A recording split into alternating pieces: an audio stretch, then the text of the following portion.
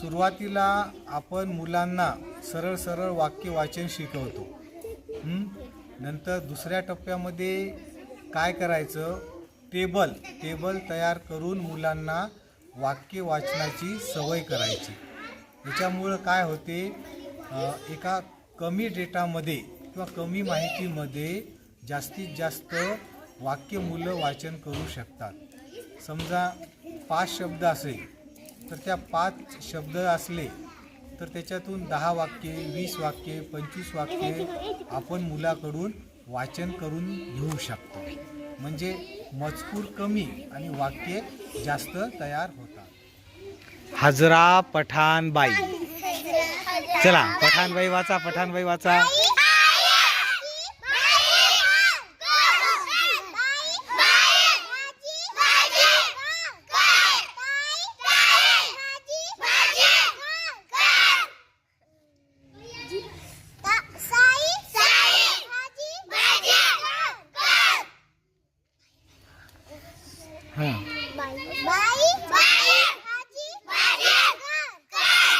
चल ग तू आता भाजीच्या जागी भात घे. हा भात.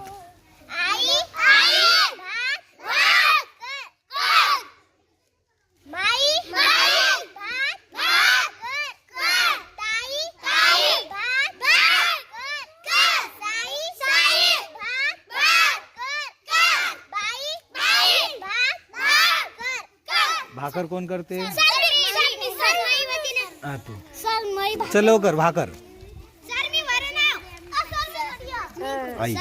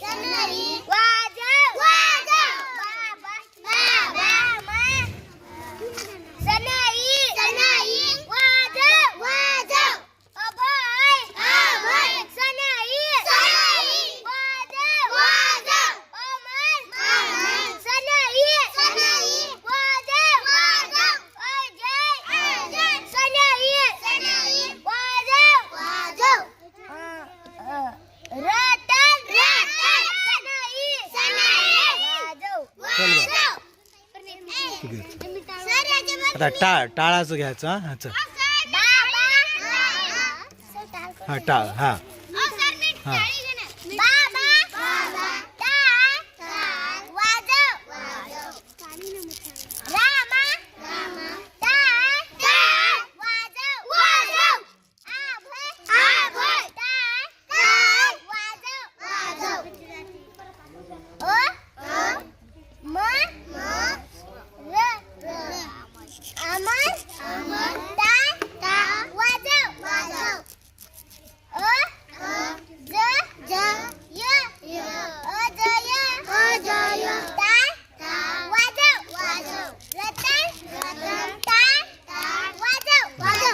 या पद्धतीनं सनई वाजव, टाळ वाजव, टाळी वाजव, तबला वाजव, अशा पद्धतीने जवळपास 6, 12, 12, 24 वाक्ये या टेबलहून किंवा या पॅटर्नमधून तयार होतात. थांबा.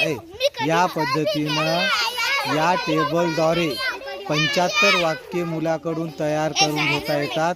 75 वाक्याचं वाचन, 75 वाक्याचं लेखन या मुलाकडून सहज या टेबलद्वारे करून घेता.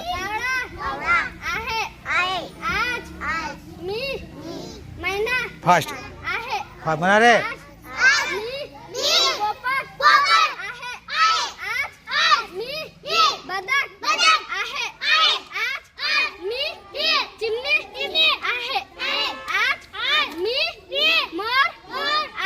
बस नेक्स्ट. चला रे नेक्स्ट.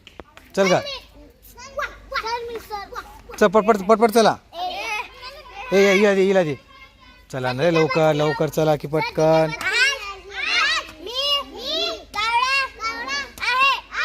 फास्ट.